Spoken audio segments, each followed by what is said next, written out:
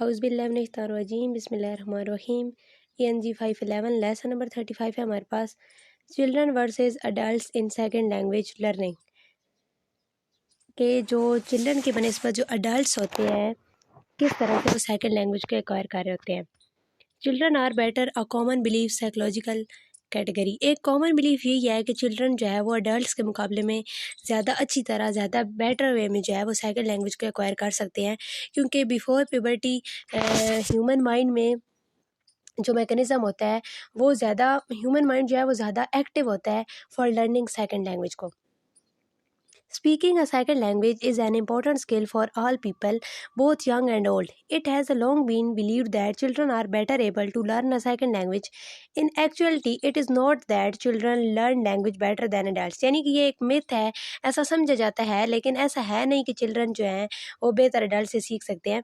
But that adult and children learn language differently. हाँ, लेकिन ये बात है कि जो चिल्ड्रन होते हैं वो और जो अडल्ट होते हैं वो लैंग्वेज को डिफरेंटली लर्न कर रहे होते हैं।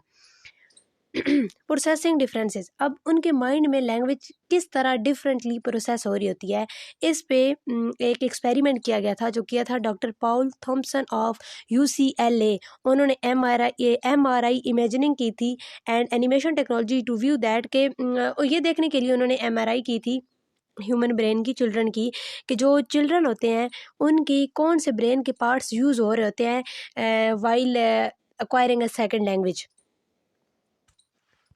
तो उन्होंने जो ऑब्जर्वेशन की थी उसमें ये पता चला था कि डीप मोटर एरिया ब्रेन का ये एक एरिया है वो यूज़ हो रहा होता है चिल्ड्रन के ब्रेन का।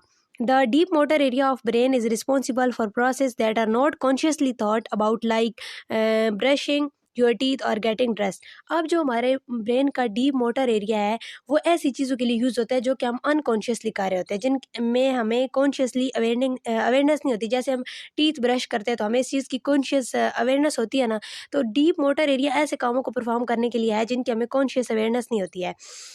For children, processing a new language is a second nature. Adults process language is a more active part of the brain. और जो adults थे वो while processing का second language, वो जब acquire कर रहे होते हैं second language को, तो उनके mind के active part use होते थे। Proficiency differences. One reason that it seems that children acquire a second language quicker than adults is because of a different standards of proficiency. Because adults and children, between adults and children have a smaller vocabulary and it is easy to learn enough of a second language to communicate their needs. अच्छा, इस तरह जैसे इसलिए भी कहा जाता है कि जो चिल्ड्रन होते हैं वो अडल्ट के मुकाबले में ज़्यादा बेटर वे में ज़्यादा क्विकली लैंग्वेज सीखते हैं, क्योंकि जो चिल्ड्रन होते हैं उनके पास महदूद वोकेबलरी होती है और जब वो न्यू लैंग्वेज को सीख रहे होते हैं तो वो कम्युनिकेट करने के लिए न्यू वर्ड्स को यूज़ कर रहे होते हैं। वो ज़्यादा उसमें सेंसिटिव होते हैं, ज़्यादा कॉन्शियस होते हैं न्यू वर्ड्स को यूज़ करने के लिए। जबकि जो जिस बंदे ने मतलब फर्स्ट लैंग्वेज सीखी है, फिर अब वो सेकंड लैंग्वेज सीख रहा है आफ्टर प्यूबर्टी, चाइल्ड नहीं अडल्ट है, और वो कम्युनिकेशन करता है जब, तो वो ज़्यादा कम्प्लेक्स वे में कर रहा होता है, चिल्ड्रन की तरह वो इजी वे में नहीं कर रहा था। तो इसी तरह वो मुश्किल वर्ड यूज़ करने की कोशिश करता है जिससे उसकी वो प्रोनाउंसिएशन में भी उसे डिफ़िकल्टी होती है। तो ये मिथ वहाँ पे पैदा हो जाती है कि जो अडल्ट हैं वो स्लो लैंग्वेज लर्न करते हैं चिल्ड्रन के मुकाबले में। आगे प्रोनाउंसिएशन का फैक्टर आ जाता है। प्रोनाउंसिएशन में है कि another reason that a myth persists that children learn second language easier than adult is because of child's ability to adopt a proper pronunciation of the language. It is true that the younger a child begins to learn a second language, the better their pronunciation.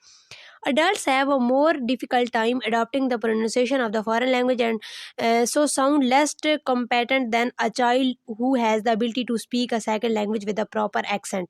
तो अगर वो यानी puberty के बाद language को second language को सीख रहे होंगे चिल्ड्रन अडल्ट्स, तो वो चांसेस हैं कि वो बेटर एक्सेंट नहीं सीख सकेंगे। Aging and learning ability.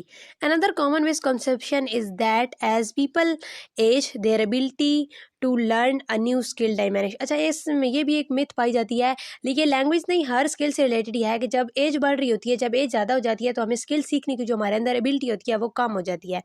In actuality people do not lose their ability to learn as their age. मतलब ये सच नहीं है कि वो अपनी एज के साथ जो है वो उनमें एबिलिटीज़ जो है वो कम हो जाती हैं। The only challenges an older learner of second language faces in weakening of the vision and hearing. उनमें विजन और हियरिंग की प्रॉब्लम आ जाती है। अब एक क्लासरूम है, बिग क्लासरूम में हियरिंग की प्रॉब्लम भी होती है, वो जो लर्नर होते हैं वो सही तरह से सुन नहीं सकते हैं और सेकंड लैंग्वेज को सीखते वक्त कुछ ऐसी चीज़ें भी होती हैं सेकंड लैंग्वेज की जो उन्हें पहले नहीं पता होती है, तो वो इस चीज़ में भी उन्हें प्रॉब्लम हो रही होती है। Learning methods, because children and adults learn differently and use different parts of their brains to process language, the way they are taught a second language should also differ। तो अब चिल्ड्रन को एक चीज़ सिखाने के जो वेज होते हैं वो डिफरेंट होते हैं, और अडल्ट को कोई चीज़ हमने सिखानी है तो वो डिफरेंट होते हैं। अब जैसे चिल्ड्रन को सिखाने के लिए यहाँ पे कुछ उन्होंने टास्क बताए हुए, ये आपके क्वेश्चन में भी आ सकता है। अब चिल्ड्रन को लैंग्वेज सिखानी है तो हम उसमें singing songs, reading books and repetition of foreign words are all useful tools in helping a child learn a new language. ये सारी चीज़ें एक चाइल्ड को न्यू लैंग्वेज लर्न करने में हेल्प कर रही होती है। नेक्स्ट हमारे पास है मोटिवेशन। अब जो चिल्ड्रन होते हैं उन्हें ज़्यादा मोटिवेशन की ज़रूरत नहीं होती है, उन्हें जो इनपुट देंगे, जैसा हम उन्हें जो उन्हें सिखा रहे होंगे वो सीख लेंगे, क्योंकि उस टाइम वो कॉन्शियस होते हैं न्यू वोकेबलरी लर्न करने के लिए, न्यू चीज़ें सीखने के लिए। और लेकिन जब 4 से 5 साल का बच्चा है तो उसको हमें कुछ सिखाने के लिए उसको मोटिवेट करना पड़ेगा। अगला फैक्टर यहाँ पे उन्होंने दिया हुआ है attitude.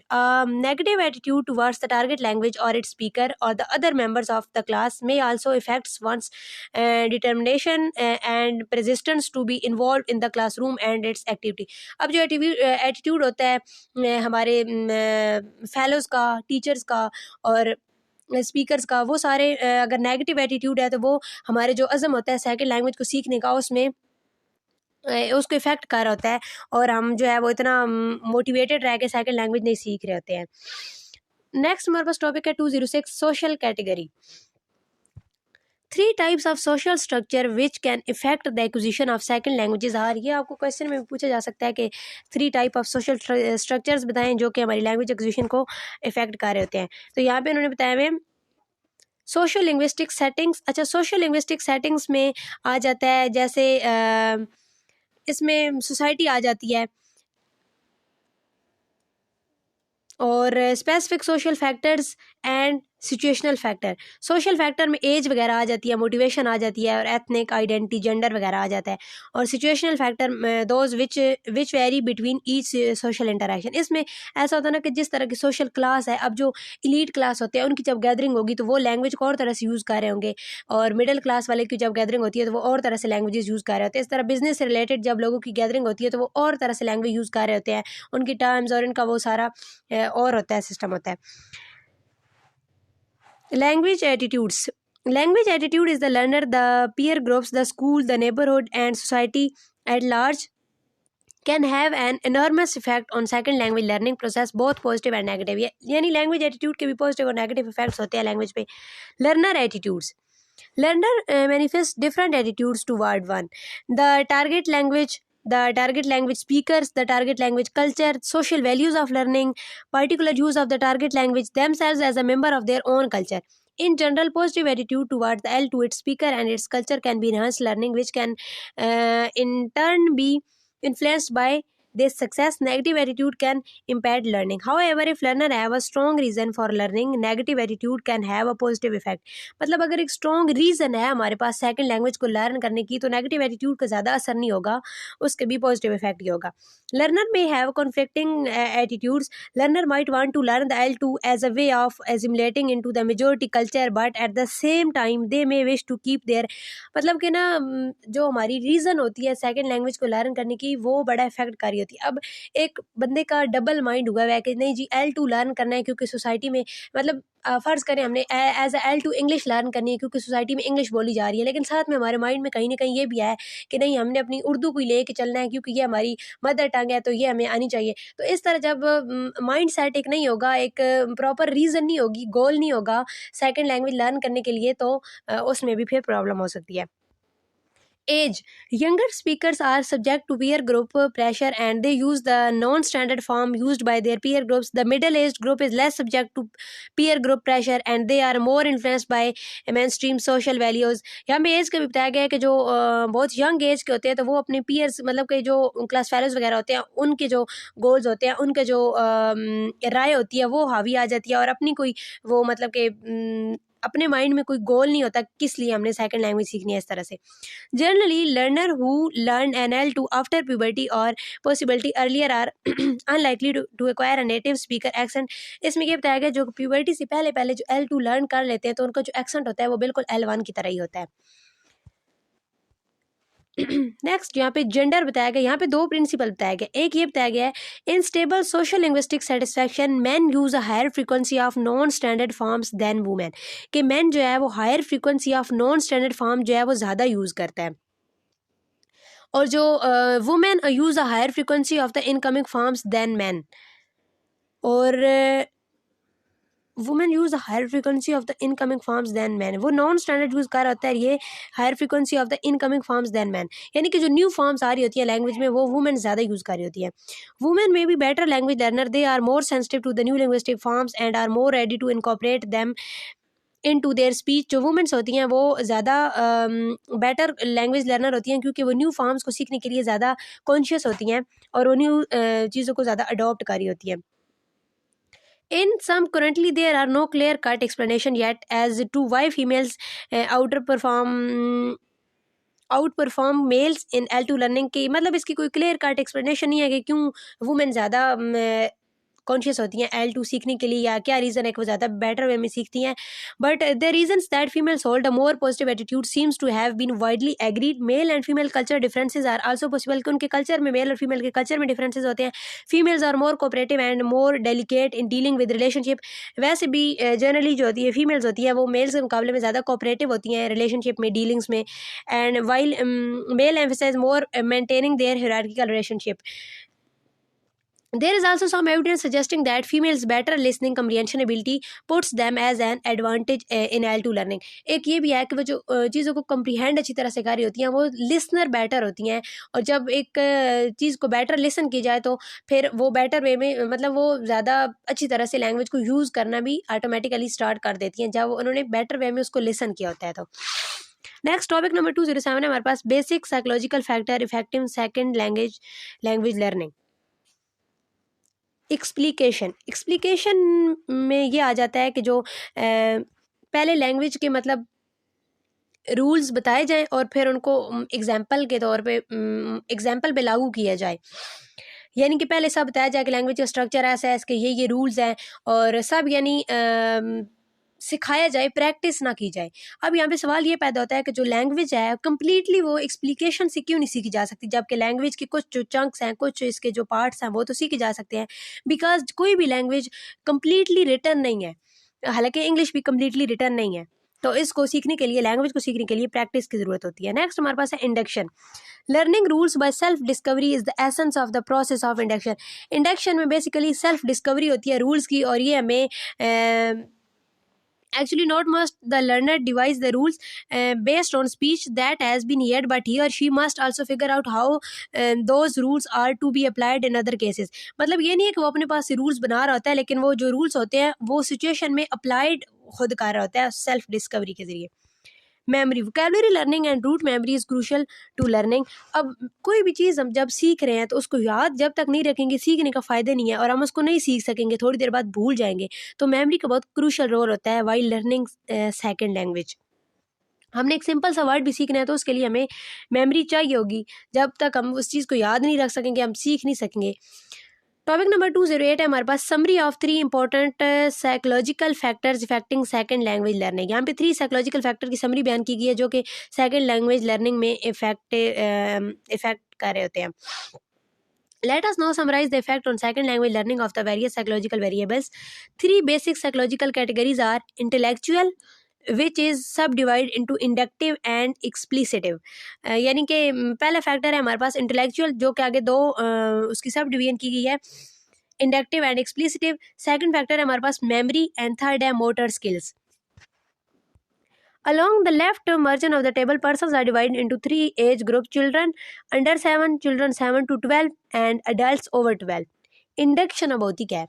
We can see that insofar as induction is concerned, this ability remains at the relatively high levels with age, except with certain individuals in old age. Such ability allows us to make new discoveries। Induction मैंने आपको बताया ना कि एक चीज़ की वजाहत को मतलब वाज़ह करते हुए उसको उसकी एग्जाम्पल पे लागू करना होता है। जैसे कि हम एक दफ़ा अगर आग को पानी से बुझाते हैं तो ये फ़र्ज़ करें एक डेफिनेशन है, हम आग पे पानी डालेंगे तो आग बुझ जाएगी। अब हम ये एक रूल बना लेंगे कि यानी कि आग को बुझाने के लिए पानी जो है वो एक बेटर चॉइस है हमारे पास। तो ये एक अब न्यू डिस्कवरी होगी है, तो ये हमें डिस्कवरीज के काबिल बनाती है इंडक्शन। टॉपिक नंबर 209 है हमारे पास social situations affecting second language learning, कि ऐसी कौन सी सोशल सिचुएशंस होती हैं जो कि हमारी इफेक्ट कारी होती हैं वाइल लर्निंग सेकंड लैंग्वेज। तो वैसे तो बहुत सारी सिचुएशन होती हैं हमारे इर्द गिर्द, यहाँ पे इन्होंने उन्हें 3 कैटेगरीज में डिवाइड किया हुआ है, the natural, the classroom and community. Natural में आ जाता है कि जिस तरह हम फर्स्ट लैंग्वेज लर्न कर रहे होते हैं, तो अगर फर्स्ट लैंग्वेज और सेकंड लैंग्वेज सिमिलर है तो वो हमें लर्न करने में आसानी होगी। फिर क्लासरूम आ जाती है कि क्लासरूम का कैसा एनवायरनमेंट है, अगर एक अच्छा एनवायरनमेंट नहीं है तो हमें सेकंड लैंग्वेज लर्न करने में प्रॉब्लम होगी। इस तरह कम्युनिटी में आ जाता है कि जो आउट ऑफ क्लासरूम जो एनवायरनमेंट होता है। नेक्स्ट टॉपिक नंबर 210 है हमारे पास classroom situations, is there a critical age for second language learning, कि सेकंड लैंग्वेज लर्न करने के लिए कोई क्रिटिकल एज होती है। Adults can learn a second language. It is reasonable to ask the same question about the, अब ये बात तो मतलब साबित हो गई है कि जो अडल्ट हैं वो भी सेकंड लैंग्वेज को बेटर वे में लर्न कर सकते हैं, और वो नेटिव स्पीकर्स लाइक जो एक्सेंट है वो भी डेवलप कर सकते हैं। अब यह है कि क्या कोई एज है जिसमें वो सेकंड लैंग्वेज लर्न करें। Is there any barrier to the learning of a second language, if so at what, अगर है तो वो किस एज में बैरियर एज है। As far as adult second language learning is concern, we have the common observation that a very great number of adult do in fact learn the syntax of other languages perfectly. अब कोई भी second language सीखने के लिए हमें उसका syntax सीखना पड़ता है परफेक्टली, किसी भी लैंग्वेज में प्रोफिशिएंट होने के लिए। There are those who speak second language so well that on the basis of grammar alone, not the pronunciation, which we shall deal with shortly, they would be judged native speakers. There are no demonstrated critical age for learning syntax. तो कोई demonstrated age नहीं होती है, critical age नहीं होती है second language का syntax सीखने के लिए। There are however studies which demonstrate a differential effect on the age at which acquisition of syntax begin. लेकिन यहाँ पे एक age बताई गई जो कि begin होती है acquisition of syntax के लिए। There are however studies which demonstrate a differential effect on the age at which acquisition of the syntax began. Putkoski 1980 had native speakers of English rate the syntax of transcripts of spontaneous speech from immigrants to the USA who had entered before or after the age of 15. अच्छा, यहाँ पे जो immigrants थे उनकी जो language थी उसको translate करने के लिए पटकोस्की ने इंग्लिश जो स्पीकर्स थे उनको एज अ ट्रांसलेटर मतलब यूज़ किया था, और हु हैड इंटर्ड बिफोर और आफ्टर द एज ऑफ 15, जो कि कब इंटर हुई थी, बिफोर और after the age of 15. Transcript were used to remove any possible influence of accent on the रेटर्स।